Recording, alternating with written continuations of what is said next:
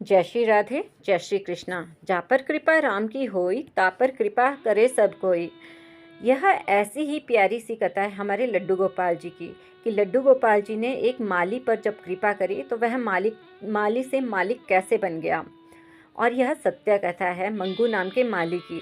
एक मंगू नाम का माली था जो कि बहुत सीधा साधा व्यक्ति था। जिस बस्ती में वह रहता था उसी बस्ती में एक लड़की रूपाली रहती थी जो गूंगी और बहरी थी। मंगू का बचपन से कोई नहीं था। वह रूपाली उसकी दोस्त थी और रूपाली उसकी हर बात को समझती थी। मंगू भी उसकी हर बात को इशारे से समझ जाता था।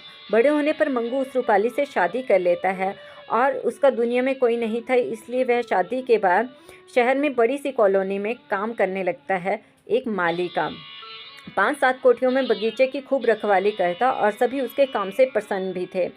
जिसके घर में वो काम करता वो सब उससे बड़े खुश थे। वहीं एक कीमती लाल नाम का एक सेठ था जो मंगू उनके घर में भी माली का काम करता था। मंगू उनके बगीचे में जब भी काम करता, पानी देता, मिट्टी हटाता तो उसे मिट्टी से एक आहट की आवाज़ आती, जैसे कोई अंदर से पुकार रहा है कि उसे बाहर निकालो। मंगू घबरा जाता, उसे लगता शायद कोई जानवर होगा। परंतु कई दिन ऐसा होता रहा तो एक दिन मंगू ने वहाँ की मिट्टी हटाई तो क्या देखता है कि उसके नीचे बहुत सुंदर लड्डू गोपाल जी हैं जिनका मिट्टी से शरीर भरा है और वो थोड़े गर्म भी लगे। और उसे ऐसा भी एहसास हुआ कि लड्डू गोपाल जी सांस ले रहे हैं। मंगू बहुत हैरान हुआ और उन्हें लेकर दौड़ा उस घर की मालकिन के पास। मालकिन ने जैसे ही उसके हाथ में लड्डू गोपाल जी देखे, उसका रंग तो पीला पड़ गया और वह चिल्लाती बोली, इन्हें क्यों निकाल ले आए? बड़ी मुश्किल से तो इनसे पीछा छुड़ाया था। तो मंगू ने कहा, मालकिन, जब भी मैं पौधों को पानी देता तो मुझे मिट्टी के नीचे से आहट होती, लगता था कि जैसे ये कह रहे हैं कि मुझे बाहर निकालो।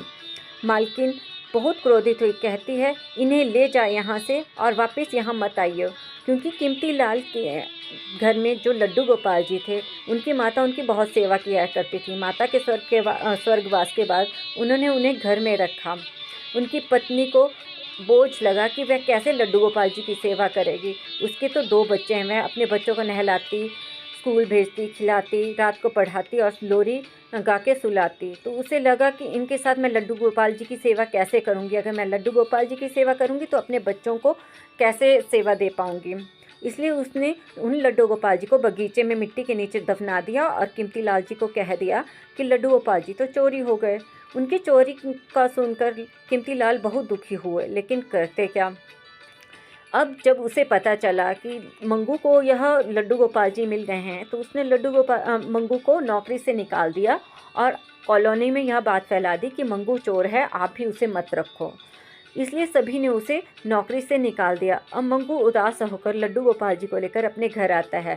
रूपाली उसके हाथ में लड्डू गोपाल जी को देखकर बड़ी प्रसन्न होती है। उनकी मिट्टी हटाती है, उन्हें साफ करती है, सजाती है और घर के कोने में उन्हें विराजमान करती है। मंगू बहुत उदास था कि इन लड्डू गोपाल जी के आने से मेरी नौकरी चली गई, इसलिए मैं इन्हें घर नहीं रखूँगा। लेकिन रूपाली उन्हें समझाती है कि ये भगवान हैं और भगवान जो करते हैं अच्छे के लिए करते हैं, इन पे विश्वास रखो, सब ठीक होगा।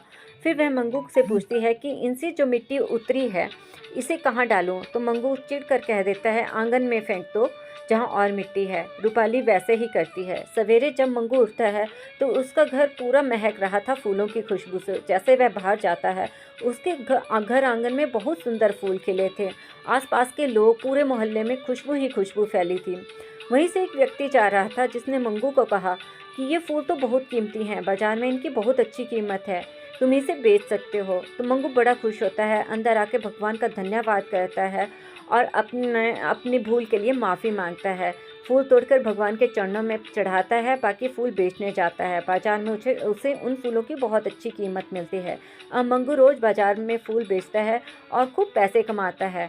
अब उसका आलीशान घर भी बन गया, वह मालिक बन गया।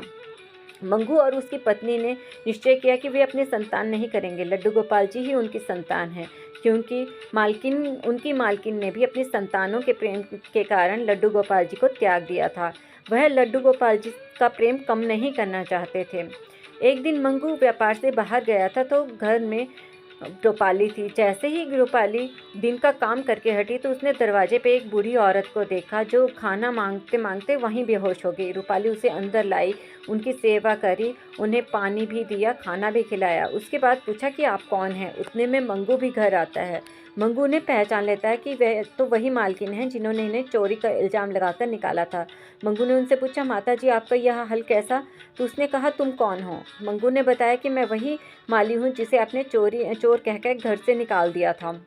आपके लड्डू गोपाल जी के कारण ही मैं आज माली से मालिक बना हूँ।